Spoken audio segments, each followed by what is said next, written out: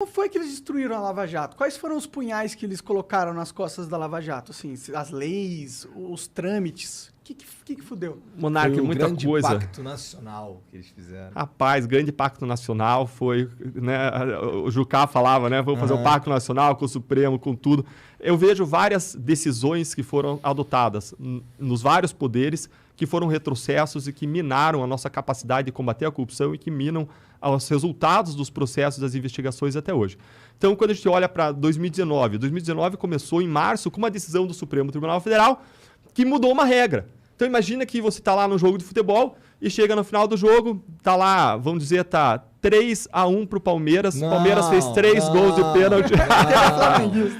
Não, qualquer um menos o Palmeiras. Eu não vou falar esse assunto, tá sensível esse assunto hoje. Esse assunto tá perigoso hoje. A ferida tá aberta. Tá aberta. Mas vamos lá fazer então o cenário lá, que tá 3-1, tá? E aí chega no final do jogo, vamos supor que os 3 gols do Palmeiras foram 3 gols de pênalti. E aí chega no final, o juiz, logo antes de apitar, ele fala, olha, vamos mudar a regra agora, falta dentro da área não é mais pênalti, muda o placar, 0 pro Palmeiras, 1-0 pro Flamengo, declara o vencedor o Flamengo. Cara, não faz sentido nenhum você mudar uma regra e você aplicar para trás, mudando o que aconteceu no passado. E o que o Supremo fez em março de 2019?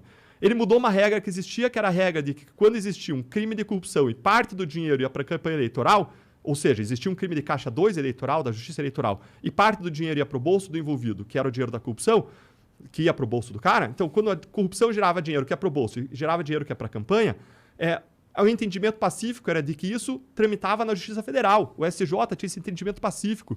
E aí, em 2018 para 2019, o Supremo começa a debater isso e no começo, em março, muda a regra. Fala, não, agora a competência, quando existem esses 2 crimes, é da Justiça Eleitoral. E aplica isso não só para os novos casos, aplica isso para trás. E aí derruba vários casos nossos que seguiram a regra do jogo. Isso é um absurdo. Primeiro que a decisão é péssima porque a Justiça Eleitoral não tem expertise em investigar e processar a corrupção.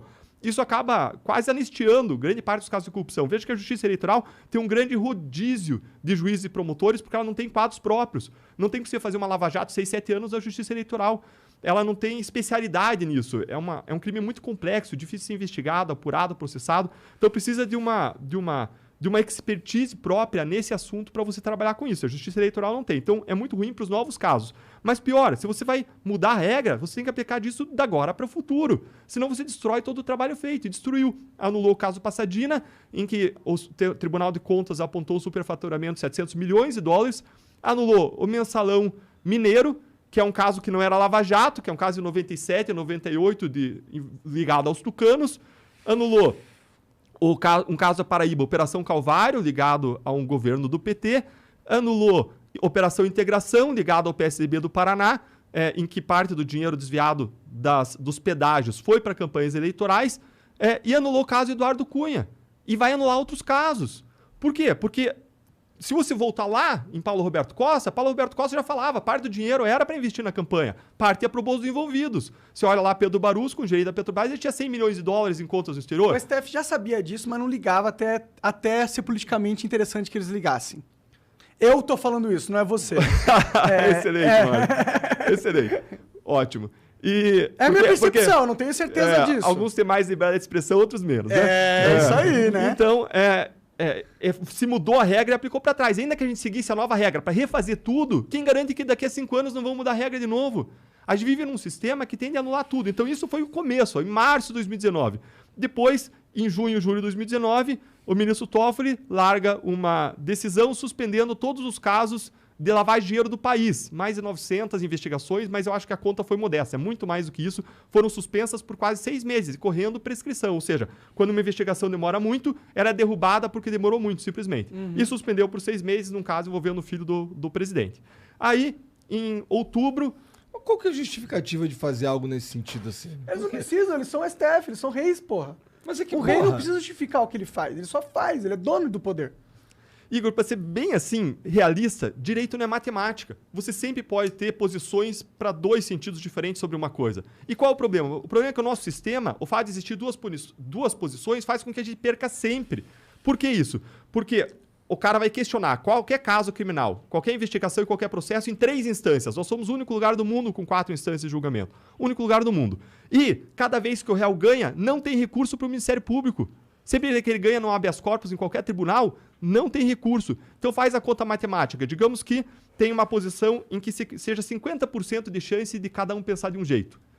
Com certeza vocês discutem vários assuntos com várias pessoas aqui e várias vezes surgem discordâncias. E é razoável discordar. Então é razoável que os tribunais discordem. Em vários casos, essa discordância seja de, sei lá, 50%. E aí você tem, então, 1/2 de chance de ganhar no primeiro tribunal, no tribunal de apelação. Aí você tem outro 1/2 de chance de ganhar no STJ e mais 1/2 de chance de ganhar no STF. Só que lembre que se você perder em qualquer lugar, Ministério Público, sociedade, perde de uma vez. Porque você não tem recurso. Se o réu perder, ele recorre para o tribunal seguinte. Para você ganhar, você tem que ter, então, 1/2 vezes 1/2 vezes 1/2, uma questão de probabilidade. Então, você tem 1/8 de chance de ganhar. Ou seja, sempre que você tem uma questão em que os votos são divididos, as opiniões são divididas em 50% e 50%, a chance do Ministério Público ganhar o caso é de 10%. E o problema é que não tem uma questão controversa no processo. Tem várias questões controversas no processo. É só ter um bom advogado para levantar 5, 6, 7 questões controversas. Aí você faz a matemática. Qual é a chance de ganhar na primeira questão? 10%, 1/10. Qual é a chance de ganhar na segunda questão? 10%, 1/10. Qual é a chance de ganhar nas duas? Cara, praticamente nada. 1/10 vezes 1/10, 1/100. 1% de chance do Ministério Público ganhar. Então os casos são triturados. Essa é a nossa realidade. Nosso sistema é feito para não funcionar. Se a gente não mudar isso, a gente não vai acabar com a impunidade e não vai acabar com o problema da grande corrupção política brasileira. E aí, depois dessa decisão de outubro, depois dessa decisão do COAF, em que, com base numa discordância, o Toffoli ficou vencido, ele suspendeu isso por 6 meses, ele disse, não, o Ministério Público, o COAF não pode acessar informações fiscais, bancárias e mandar para o Ministério Público. Esse foi o argumento dele, tá? Contra toda a história de decisões de todos os tribunais, e ele ficou absolutamente vencido no Supremo Tribunal Federal. Tomou uma decisão totalmente fora da curva, tá? E aí você pode especular as razões, mas eu não vou especular aqui, vou deixar para o Monark, tá? E aí, em outubro, você tem uma outra decisão em que o Supremo cria outra regra e aplica para trás. E aí ele cria uma regra dizendo o réu delatado tem direito de falar depois do réu delator. O Supremo pode criar uma nova regra dessa? Pode. Mas, de novo, aplica para frente. Mas por que ele tá criando? Essa é a questão, né? Na minha opinião, assim. Por que ele tá criando esse monte de regra do nada?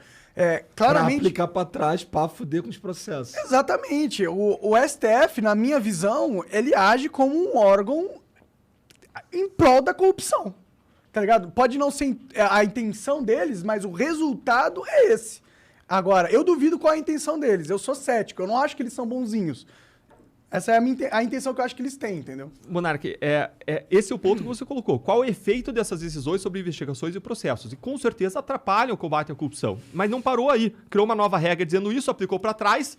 Isso anulou vários casos, anulou o caso Bendini, um caso de condenação, anulou uma ação de improbidade contra uma empresa que estava pedindo coisa de 380 milhões de reais, já tinha uma condenação a pagar, restituir para os cofres públicos 380 milhões de reais, e anulou um outro caso agora que eu não lembro exatamente o nome de quem que era o réu, mas anulou 3 casos criminais e pode anular outros, porque essa regra não existia. Não só não existia no Brasil, mas não existia em nenhum lugar do mundo, não tinha como a gente adivinhar que essa regra ia ser criada.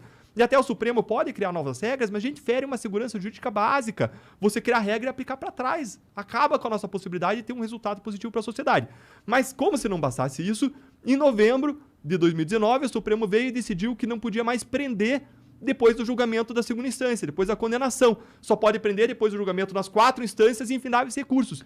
Gente, sendo que era o próprio sistema que tinha o próprio Supremo que tinha decidido anteriormente que era pra parar de desconsiderar, porque era antigamente assim. E ele mesmo tinha decidido que era pra parar. Aí, caralho, eu preciso que o cara volte pro jogo político aí, hein? Lula tá preso, precisava dele, porra, porque, mano, se o Lula continuar preso, o Bolsonaro vai perder. E aí, se o Bolsonaro perder, fudeu, a gente vai perder. Pode ser um cara que a gente não controle ali de novo, entendeu? Não vamos conhecer isso, a gente tem o Bolsonaro na nossa mão. O Lula, é claro, nosso amigo. Porra, vamos fazer isso, a gente só ganha. Porque sabe qual que é o problema? Eu acho que é muito difícil. O STF, tipo, eu não sei, mas não me parece uma organização que tenha um passado ilibado, tá ligado? Eu acho que esse é o medo deles, entendeu? Se alguém como você começa a ganhar muito poder dentro das instituições, começa a realmente querer combater a corrupção, aonde isso vai parar? Onde a minha opinião, eu acho que 90% das pessoas que estão hoje envolvidas no sistema têm o cu preso de alguma forma.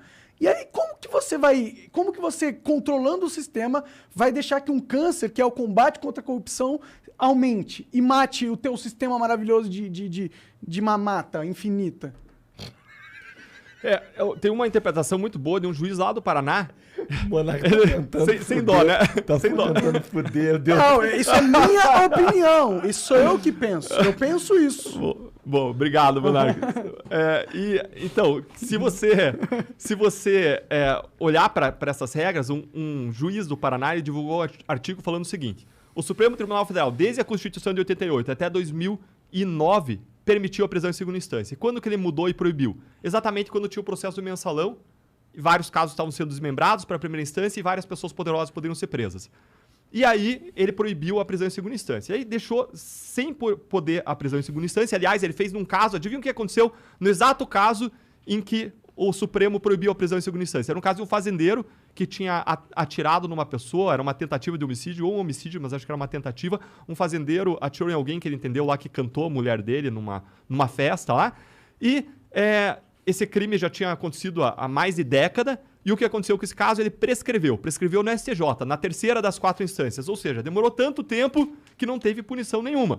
Então, no próprio caso em que o Supremo definiu isso, é um caso que não teve resultado porque o Supremo definiu isso. E aí, em 2016, o Supremo volta a autorizar a prisão em segunda instância quando? Quando a Lava Jato estava atingindo mais partido de esquerda. O cara estava lá com o PT no centro do esquema, junto com o PMDB, junto com o PP, mas o PT era o principal atingido até aquele momento. Depois a Lava Jato se expandiu, se estendeu para vários outros partidos, e aí segue esse juiz federal na análise dele, dizendo que em 2019, quando o Supremo proíbe de novo, é o momento que a Lava Jato se expandiu para vários poderosos de vários partidos. E por que muda o Supremo de posição? Porque um ministro muda de lado. Um ministro, Gilmar Mendes, muda o voto dele e vira 6-5 para o outro lado.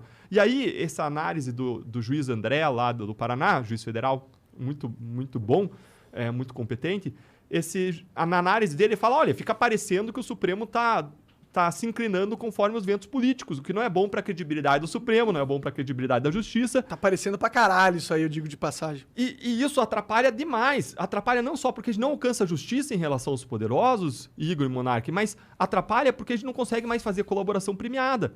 Porque o cara, para ele fazer a colaboração premiada é uma negociação. Você não vai comprar uma casa por 100 mil reais se você tiver uma casa do lado que vale 50, certo? Do mesmo modo, o cara não vai fazer um acordo com o Estado em que ele colabora, em que ele se compromete a cumprir uma pena, se ele vai alcançar impunidade, se ele vai poder discutir o caso dele por 20 anos, alegar 1000 nulidades e buscar a prescrição e a impunidade completa. Então, essa decisão acabou esvaziando a possibilidade da Lava Jato continuar se expandindo, continuar alcançando outros crimes, novos atores. E ainda por cima, o Congresso Nacional, ainda em 2019, faz uma mudança da lei que mina mais ainda a possibilidade de fazer colaborações premiadas e que diminui a possibilidade de você prender e praticamente impede as prisões da Lava Jato. Porque diz o seguinte, a lei que o Congresso passa, no projeto anticrime que o então ministro da Justiça, Sérgio Moro, enviou para o Congresso, tinha uma série de regras contra a corrupção. Essas regras foram esvaziadas no Congresso e eles enxertaram uma regra que proibia prisões preventivas por fatos que não fossem atuais. Ora, os fatos da Lava Jato eram até 2014, 2015, 2016, aí você não podia mais prender, entendeu? Então, você foi sofrendo... o combate à corrupção foi sofrendo uma medida, um revés atrás do sistêmico. Sistêmico, a ponto da OCDE, a Organização para a Cooperação e Desenvolvimento Econômico, montar uma comissão para supervisionar o Brasil nesse ponto. E o Brasil quer entrar na OCDE. E algo que nunca aconteceu em relação a isso, aconteceu em relação ao Brasil, de tantos retrocessos que a gente estava vivendo. E os retrocessos continuaram. Eu falei de alguns aqui. Então, a gente tem visto o nosso trabalho contra a corrupção ser desmontado. E eu posso, de novo, ficar de braços cruzados, olhando isso, reclamando na minha zona de conforto. Ou eu posso, como a gente sempre fez, buscar encarar essa realidade, buscar novas alternativas, fazer mais, fazer melhor, fazer diferente e tentar mudar essa realidade, saindo da minha zona de conforto e encarando um debate político, indo para a arena política, que é onde tudo está acontecendo.